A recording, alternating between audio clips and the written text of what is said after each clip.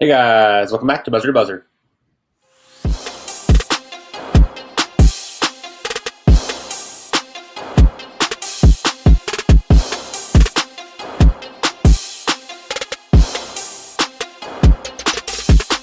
All right, guys. So over this past weekend, the NFL draft has concluded. We saw a bunch of picks go down, not only involving our favorite teams, but a bunch of teams across the league, adding to their arsenal, making sure that next season is going to be quite the spectacle to see. Now, guys, we saw the draft, we saw the picks where people went, and now today, let's sort of do a recap and talk about which team do we believe had the best draft, and then we'll talk about the team which had the opposite. First, let's get on started with talking about the team which made the biggest moves and is ready to compete this upcoming season.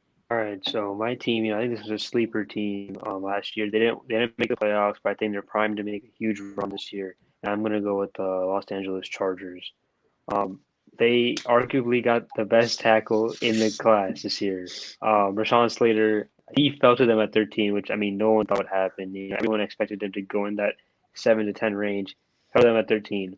Second round, they filled their second biggest need, which was corner, and they got Asante Samuel, who is probably, he definitely fell. They were lucky to get him where they did.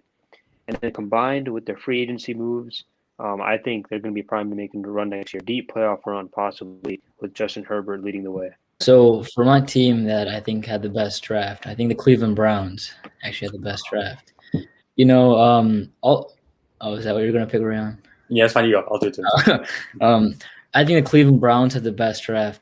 They've always been a past couple years, right? They've been a great team. I know Arian's like high on that Baker Mayfield bandwagon, and and I think he's a great player. He just sometimes struggles, but I think he got a lot of help.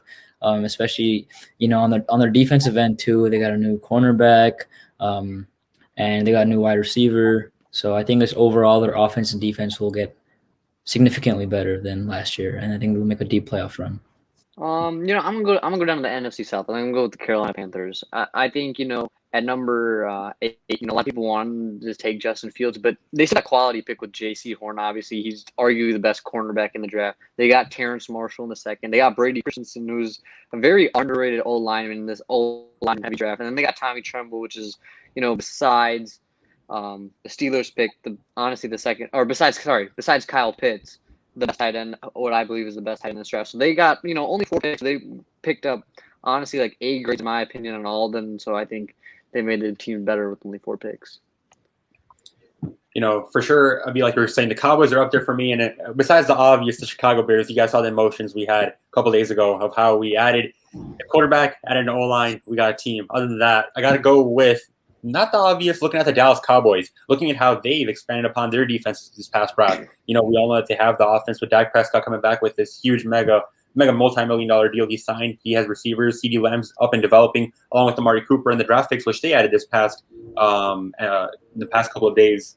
I'm looking at players like Micah Parsons and Jabril Cox, the nice defensive touches which the Dallas Cowboys have added.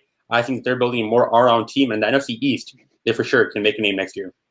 All right, guys, so we touched upon the teams which we believe made the biggest impact in this past draft, but there are also teams who made some questionable picks. We've seen in the past couple of years, whether it be last year looking at the Green Bay Packers, the team across town, how they picked up a quarterback, Jordan Love. This year, we saw some similar moves made by some teams. Let's talk about the team which we believe made the most questionable moves. I think the team that made the most questionable moves was Denver Broncos. They drafted, I think the team that made the most questionable picks was the Denver Broncos. First of all, they drafted Patrick Surtain, a great corner, but I don't really think they needed him, especially when they could have drafted Justin Fields. Obviously, the situation in Denver with the Q situation, they have Drew Lock as their starter. And at least in my opinion, Drew Lock's not the best starter, right? I think he's an average starter at best. And then getting Javonte Williams as a running back seemed kind of pointless, especially when you have Melvin Gordon. So a lot of questionable picks. I think they could have have made their picks towards other players that they needed, like QB, wide receivers, stuff like that. But they didn't have the best draft, in my opinion. For me, it'd have to be the Raiders. The Raiders, they took a lineman in the first round, Alex Leatherwood, who's projected to be a day 2 pick. They could have gotten him probably 30 picks back. They had a pretty good pick in Trevor Mooring, who was their safety, but pretty much everything else they didn't solve. They didn't solve their O-line issues because Alex Leatherwood isn't a first-round talent. They didn't solve their corner issues because they haven't been drafting well in the secondary. So the Raiders, I don't know what they were really doing with this draft. They released their whole line last year, and they only got one player back for it. That too overdrafted. So I'm not sure how much help this draft class is going to be this upcoming year for the Raiders. Rayon, you mentioned the Green Bay Packers as our example of a team that had a bad draft last year. They had a bad draft this year, too. In the first round, they grabbed Eric Stokes when they already have Jair Alexander. Obviously, Kevin King is the main reason why they lost the NFC Championship game. But they had so many more positions on that team to just. They could have drafted a linebacker or even a wide receiver with so many good wide receivers remaining on the board. They didn't even draft him in the second round. They went to the third round, drafted Amari Rodgers. Again, so many good wide receivers have been picked up by then. They had a chance to pick someone up either.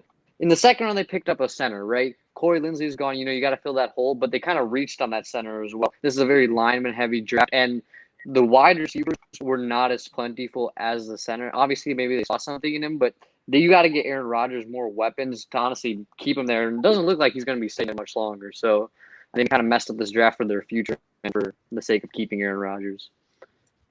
I'm looking at a team. There's a reason I referenced Aaron Rodgers' situation last year. I'm looking at a team who already has a heck of a quarterback who is still developing.